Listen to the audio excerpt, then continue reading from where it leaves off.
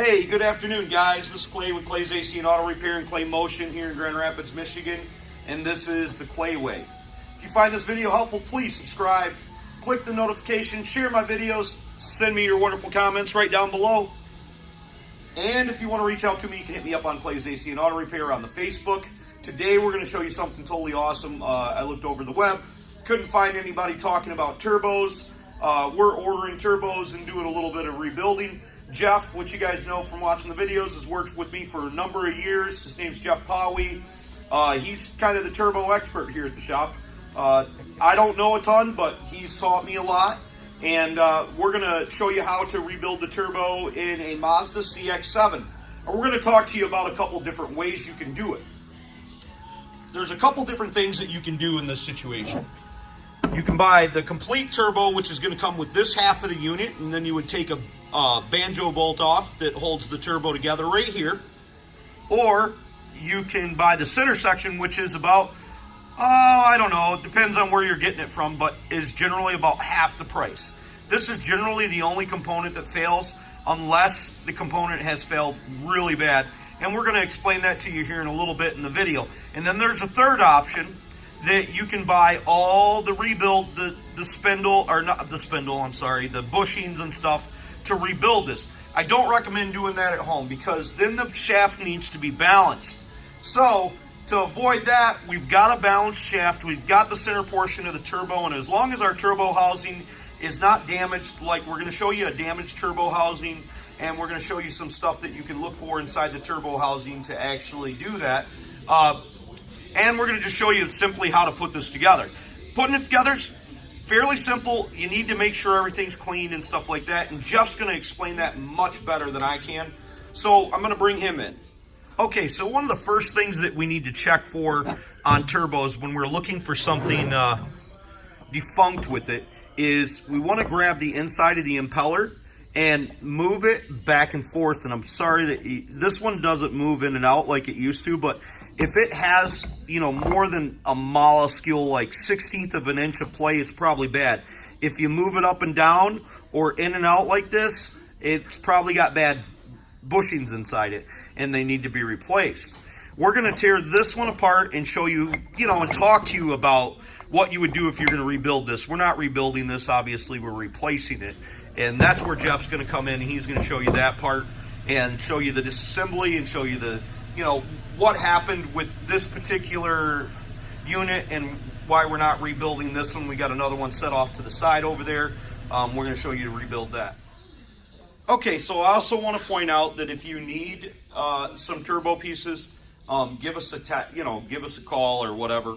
You can look us up on the Facebook. Cameron's going to put in a card link to our Amazon store, and if we start an eBay shop, we'll have a link to that as well.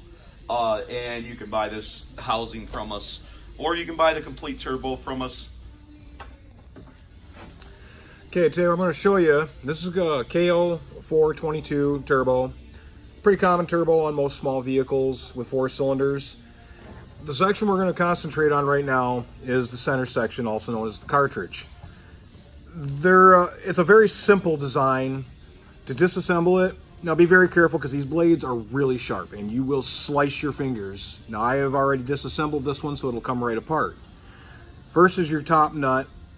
You're going to take that and it's reverse threaded. This one happens to be a 10 millimeter. You'll find 8 millimeter, 13 millimeter, depends on the size of the turbo. But it is they are always reverse threaded. You're going to take that nut off and you're going to work the wheel off by just spinning it. There's your wheel. Now you can see all the oil. That means the oil control rings have also gone bad in this turbo. It's allowing oil to come from the center section up into the intake. And you'll cause smoke. If you have smoking issues, good chance it's going to be your turbo and the oil control rings. You're going to set the other side. You're going to take and tap this out. And there's your main shaft and your heat shield. Heat shield is very important on a turbo. You can melt things. Now on the rear of this one, you can also see that there was a little bit of oil residue inside the housing, so we know that this one was also leaking. And there's this little surface area that you can see, this little ring right here. That's the oil control ring, and that is the only thing that prevents oil from passaging from the bearing surface into where your combustion chamber, where the actual turbo works. Now you can see on here, right there is where the bearings sit, and you can't really see it on the camera, but it's scarred up pretty bad. So we know that this turbo cannot be rebuilt, not with this shaft or this cartridge. Now inside here, you're gonna pop this off. This is the top part of your thrust bearing. These are very typical of what goes bad in a turbo. And inside here, you got a little shield that directs oil, flows it back inside. There's the center section of your thrust bearing. And on this one, you can see that there is a lot of wear right here where this rides. And it captures, this collar captures this bearing in between there and the second bearing, part of the bearing down there. And there's the second part.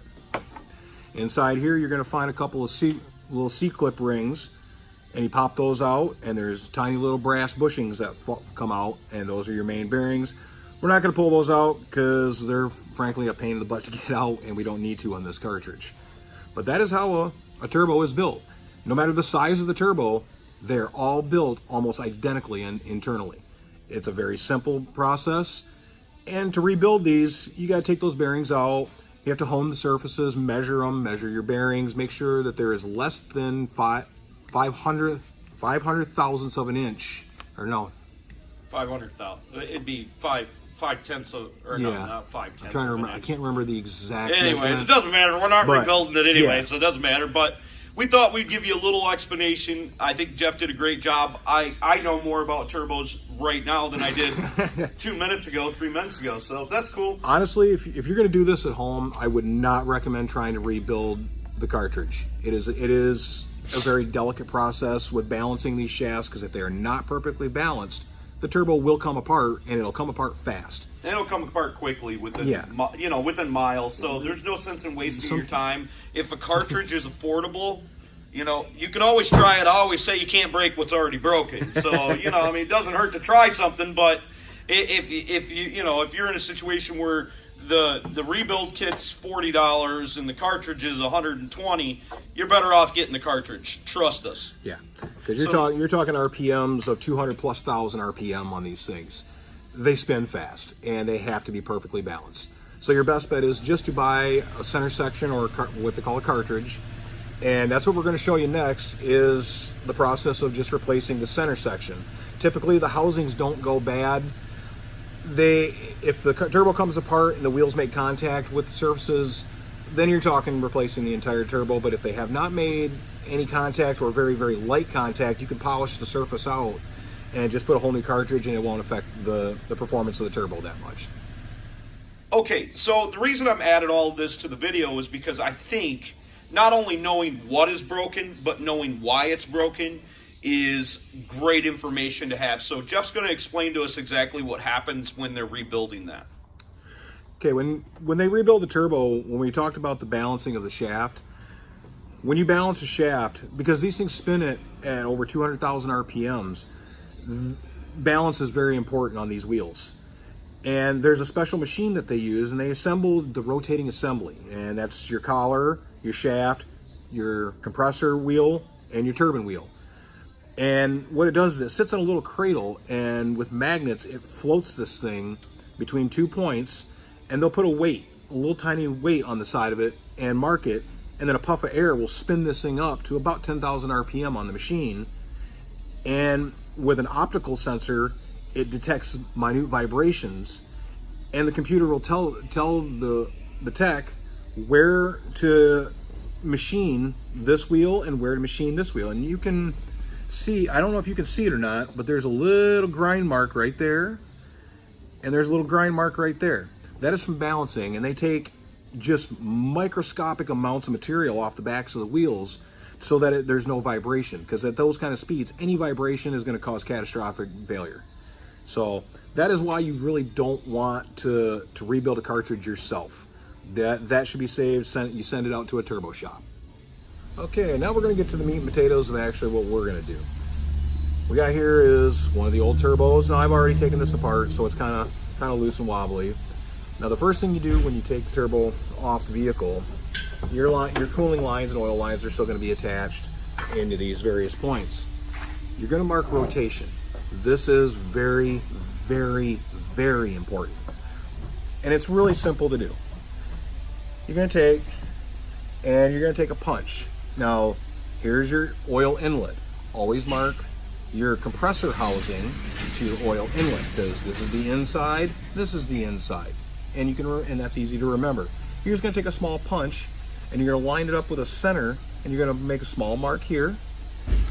And then on the flip side of it, you'll flip it over and you'll punch a small mark right here on the oil drain, because this is your exit, this is your exit. It's easy to remember. So once you mark, you'll punch those, and I've got those punched already on the turbo that we're actually rebuilding. This is just a junk one, it's identical to it. And use your phone. Take pictures of where your cooling tubes and what direction they go. Because when you go back to put it on the vehicle, if you got the tubes in the wrong place, nothing's going to fit right. So, first thing you're going to do after you mark that is you're going to remove this band clamp. It's going to be right around this. It's an 8mm bolt. Sometimes they can be 10s. The size doesn't really matter. And then you're going to take a hammer, and you're going to hammer right along the edge of this housing all the way around, and eventually it will work its way off.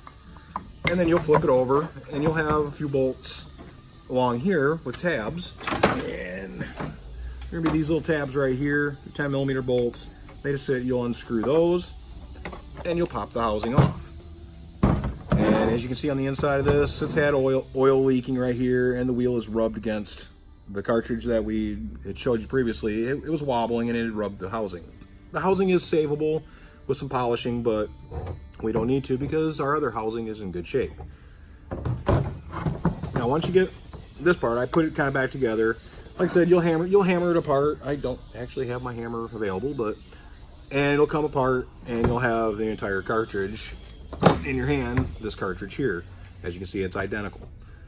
Now we're going to set this off to the side, and we're going to show you how to replace the cartridge. We're going to put the new cartridge in. Okay, the first thing you do when you reassemble, get your housing all cleaned up. You can see this one's fairly clean. I put my greasy hands all over it, but the biggest part is make sure that the inside is clean. Take brake clean, and you'll have residue up inside the snail up here. And you want these surfaces nice and clean, because this is where the air flows, and the smoother the airflow, the better your turbo is going to work. You can take your center section. This is our brand new center section. Find your oil inlet. Here is your oil inlet right there. These are your coolant tubes on this side, and there's your oil outlet.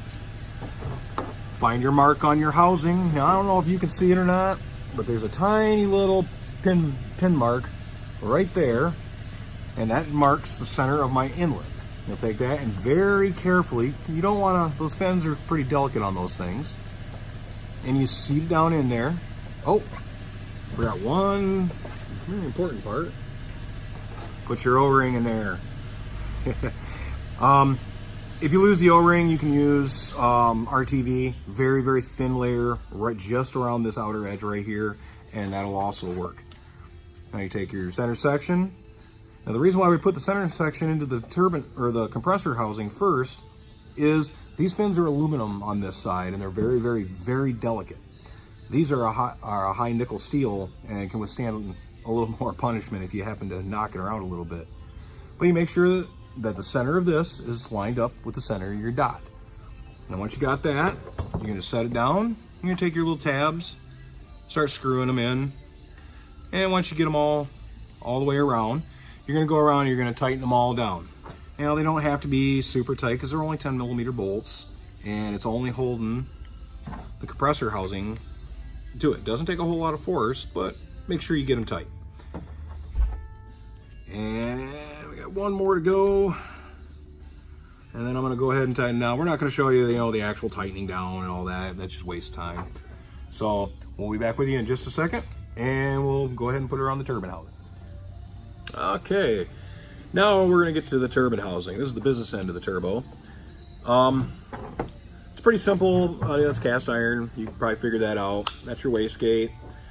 This will open up as exhaust pressure increases and manifold pressure increases. It opens up an actuator, which allows exhaust to escape through here, slowing the turbo down so you don't overspool.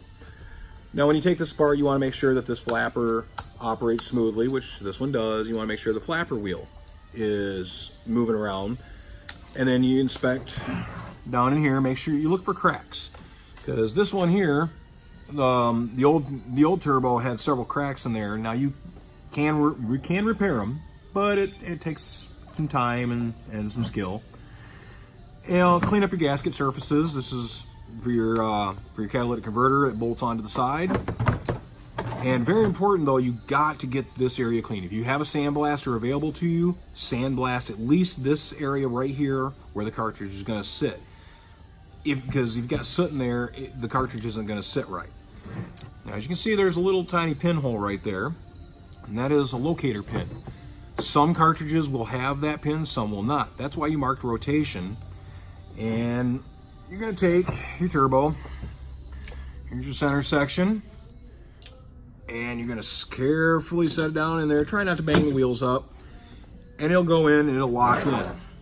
Now, in this one, I've got a pin dot over here somewhere, and I'll find it, and that'll mark our rotation. We'll put the band clamp on and tighten it down, and then your turbo itself is all together. After that, we're going to show you how to put the wastegate actuator on. And it's going to connect right here to a little shaft. In fact, here's your wastegate. It's got a couple bowl holes up here. Now, this will not, if you don't have your rotation right, this will not meet up with this. So make sure that's where you got to have your rotation. It's very important. So we're going to go ahead and I'm going to put the band clamp on, make sure it's rotated correctly, and then we'll show you how to put the actuator on, and for the most part you will be done. Okay, next we're going to finish things up by putting the wastegate actuator on. It's your wastegate actuator. It's got a diaphragm inside it and a big spring. When turbo pressure builds up, it pushes air into here, pushes this down, opens up the wastegate, allows exhaust to escape and slow the turbo down so you don't overboost your engine. Pretty easy to put on, pretty self-explanatory. Loop it onto there and get these over here. It's going to be a little tight. I'm going to get these two bolts in here, if I can manage to get them in. But you're going to put those two bolts in, and you're going to take this tiny little clip. It's going to go right there, and you're going to take a pair of pliers and just kind of get it on there. Tighten up these bolts, and your turbo is done and ready to be installed onto the vehicle. I hope you guys enjoyed the video and you feel a little bit more informed. Thank you so much for viewing. Please give me a subscribe, click the notifications. Remember, if any other person can do it, you can do it too. Don't be the next to them, be the first to you. God bless and have a great day.